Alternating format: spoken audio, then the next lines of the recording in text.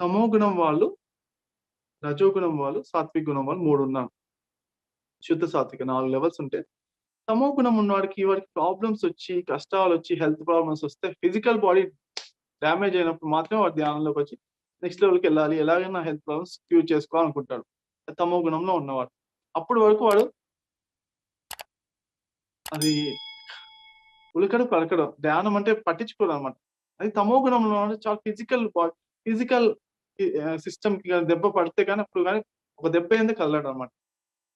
రజోగుణంలో ఉన్న మనసుకి బాధగా అనిపించిన నిద్ర పట్టకపోవడం గాని, మనసుకు బాధగా ఉంటే మాత్రం అది అప్పుడు వాడు ధ్యానంలోకొస్తాడు. మనసుకు బాధ అనిపిస్తే చాలు. వాడికి బాడీకి బాధ అనిపించాల్సిన అవసరం కష్టాలు ఒక ఆవిడ చెప్తుందనమాట. ఆమె హెల్త్ బానే ఉంది. నాకు ఆకాశం అంత కష్టమండి అని చెప్పింది. అంటే అందుకే ఆమె ధ్యానంలోకొచ్చి చాలా గ్రేట్ మాస్టర్ అయింది మళ్ళీ. గ్రేట్ మాస్టర్స్ అవుతారు వాళ్ళు కూడా చాలా గొప్ప వాళ్ళవుతారు. ఎంత ఎంత కష్టాలు, ఎంత ప్రాబ్లమ్స్ ఉంటే అంత గొప్ప మాస్టర్స్ అయ్యే అవకాశం కూడా ఉంది. అంటే అదొక పార్ట్. ఇది వీళ్ళిద్దరనమాట. ఈ తమో గుణంలో ఉన్న రజోగుణం వాళ్ళకి ఎన్ని ప్రాబ్లమ్స్, ఎన్ని కష్టాలు, ఎన్ని హెల్త్ ప్రాబ్లమ్స్ వస్తే వాళ్ళంత గొప్ప మాస్టర్స్ అవుతారు.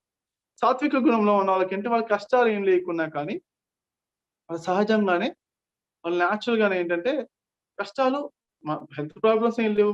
మైండ్ ప్రాబ్లమ్స్ ఏం లేవు. బాధలేం లేవు. అప్పుల బాధలు ఏం లేవు. అయినా కానీ వాళ్ళేంటి ఒక కోరిక ఉంటుందన్నమాట. మంచి కోరికలన్నమాట. ఏంటి ఉన్న స్థితి కన్నా ఇంకా గొప్ప స్థితికి ఏదో ఒకటుంది. దాన్ని ఇంకా రీచ్ అవ్వాలి. అదొకటి ఉంటుందన్నమాట. చూసుకోండి మీరు ఏ లెవెల్‌లో ఉన్నారో చెక్ చేసుకోండి.